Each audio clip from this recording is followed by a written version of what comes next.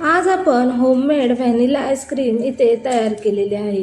तुम्ही बघू शकता अगदी मार्केटमध्ये विकत ज्याप्रमाणे मिळते त्याचप्रमाणे आपली इथं आईस्क्रीम छान तयार झाली आहे.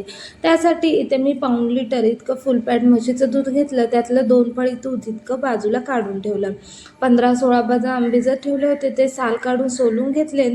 त्यातील थोडं दूध टाकून मस्त असे मिक्सरला बारीक वाटून घेतले. त्यानंतर या उकळलेल्या दुधामध्ये हे बदाम टाकले. 4-5 मिनिटं छान असं दूध उकळून घ्यायचं. आता इथे उरलेल्या दुधामध्ये 2 चमचे इतकी व्हॅनिला कस्टर्ड पावडर मी इथे यामध्ये टाकली आणि छान अशी मिक्स करून घेतली.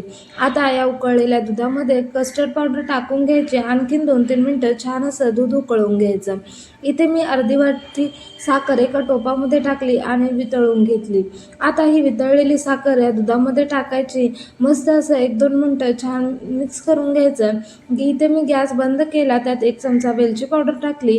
मिश्रण छान थंड होऊन दिलं आणि एका मिक्सरच्या भांड्यात काढलं आणि छान मिक्सरला फिरवलं.